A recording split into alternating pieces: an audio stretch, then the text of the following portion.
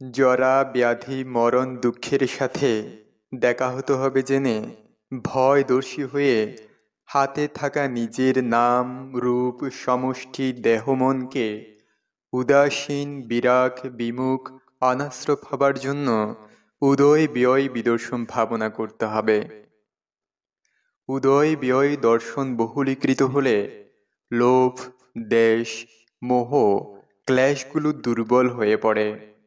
শেষের দিকে একেবারেই এই ক্লেশগুলো ক্ষীণ বীজ হয়ে যায়। পুনঃ পুনঃ উদয়ব্যয় দর্শন বহুলীকৃত হলে বর্তমান জীবনেই অন্তত শ্রোতাপত্তি মার্গফল জ্ঞান প্রাপ্ত হয়। ভগবান সম্যক সম্বুদ্ধের সাথে দেখা হয়নি এটা মানা যায়, কিন্তু ধর্মের সাথে দেখা হয়নি সেটা মোটেও মানা যায় না, অর্থাৎ অপূরণীয় ক্ষতি। কারণ অজানা দীর্ঘ সংসার জুড়ে সর্বদুঃখকে বহন করে থাকতে হবে। চুলের ডগা থেকে পায়ের নিচ পর্যন্ত পুরো ৩.৫ হাত শরীরটাই হলো ধর্ম। বুদ্ধ এমনি এমনি বলেননি যে প্রত্যেকের নাম রূপ সমষ্টি দুঃখ ও দুঃখের কারণকে দেখেই নিরোধ ও নিরোধের উপায় দেশনা করেছেন। বাঘের ইঙ্গিত, বাঘের ডাক এবং বাঘের গন্ধ এই ৩টি ইশারায় সতর্ক না হওয়া হরিণ বাঘের খাদ্য হয়।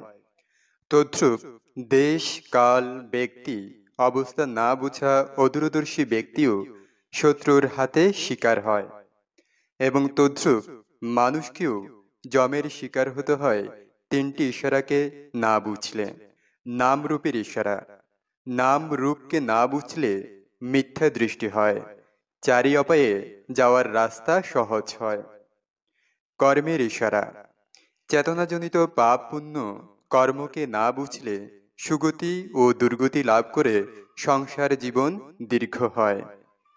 জ্ঞানের ইশারা, সতিপাঠ্যান বিদর্শন ভাবনা না করলে পরম সুখ পরম শান্তিকে কেউ প্রত্যক্ষ করতে পারে না। সমগ্র এই ৩১ লোকভূমি মৃত্যুপুরী এক শ্মশান। সকলের মঙ্গল হোক, সকলের কল্যাণ হোক। আর্য অষ্টাঙ্গিক মার্গের সম্মুখ স্মৃতি হল দরজার প্রহরীর মতো। প্রহরী না থাকলে বাড়িতে যেমন চোর ডাকাত প্রবেশ করে চুরি করতে পারে, তেমনি সরায়তন নামক ৬টি দরজায় সম্মুখ স্মৃতি নামক প্রহরী না থাকলে তৃষ্ণা মান দৃষ্টি ঈর্ষা মাৎসর্য অবিদ্যা ব্যাপাদ বিচিকিৎসা প্রবেশ করে মনকে বিকারগ্রস্ত করে তোলে। ৪ জন গরিব দুঃখী ব্যক্তি একজন ধনীর উপকার পেয়ে সবাই নির্বাণে গেছে, অর্থাৎ ৪ স্মৃতি প্রস্থান হল ৪ দুঃখী গরিব জন এবং স্মৃতি হল ধনী। ৪ স্মৃতি প্রস্থান হল কায়ে কায়ানুদর্শী, বেদনা বিষয়ে বেদনানুদর্শী, চিত্তে চিত্তানুদর্শী এবং ধর্মে ধর্মানুদর্শী। স্মৃতি যত রত থাকে জ্ঞান তত বৃদ্ধি পায়, তাই স্মৃতিই ধনী। স্মৃতি বিনা নির্বাণ নেই। স্মৃতির উপকার পেয়ে দুঃখী সবাই নির্বাণ প্রাপ্ত হল। এটাই একমাত্র মার্গপথ। পরম সুখ নির্বাণ কোথাও নেই।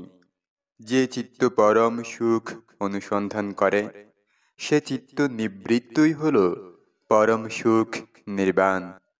বুদ্ধানুস্মৃতি করলে শ্রদ্ধার পরিহানি হয় না। মৈত্রী ভাবনা করলে মনের ভেতর হিংসা উৎপন্ন হয় না।